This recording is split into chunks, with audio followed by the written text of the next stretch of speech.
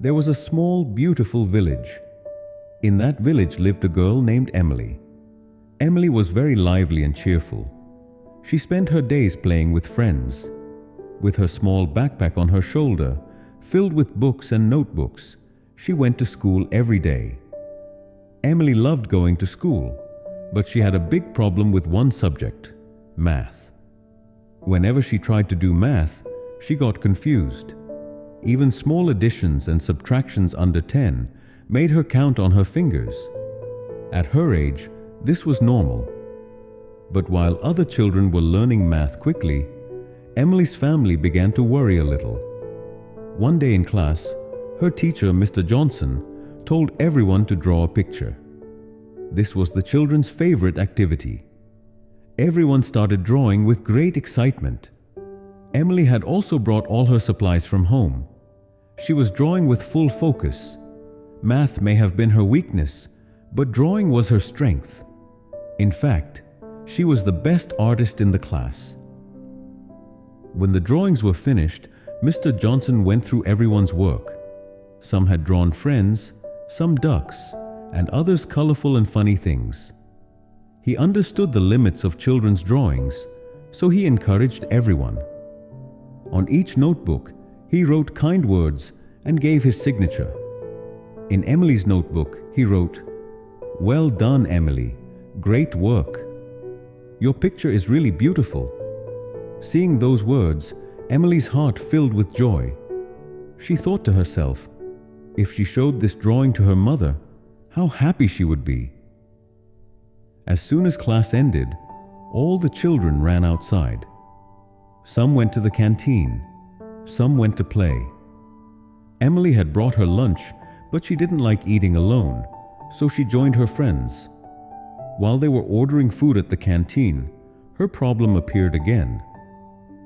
Emily struggled to calculate, and one of her friends had to help her. Slowly, everyone came to know that Emily was very weak in math. Later, math class began.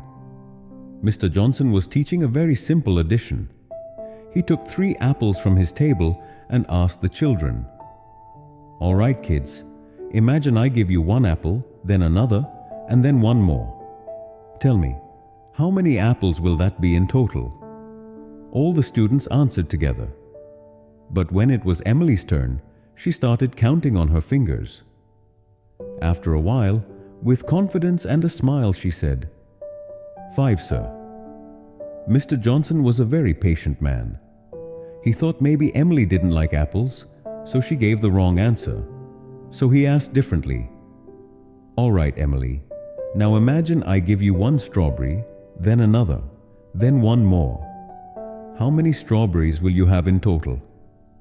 This time, Emily counted on her fingers and happily replied, "3, sir." Hearing the correct answer, Mr. Johnson was pleased, but he went back to the apple question. "Now count the apples again. I give you 1 apple, then another, then 1 more. How many apples in total?" Saying this, he placed the apples in Emily's hand one by one. Emily, without hesitation, replied very simply, "4, sir." This time, Mr. Johnson's patience started to fade. He raised his voice a little and said, "You can count strawberries correctly, but why not apples? I only gave you 3 apples. Why do you keep saying 4? Emily shrank back a little in fear. In a soft voice, she said, "Because I already have 1 apple in my backpack, sir." Mr. Johnson was surprised at her answer. He realized the problem wasn't as simple as it seemed. The student he thought was wrong wasn't entirely wrong after all. My friends, the same thing happens in our lives too. Many times we think we are right, but someone else's different opinion may not be completely wrong. Yes, 5 plus 5 equals 10. That's correct. But 6 plus 4 or 3 plus 7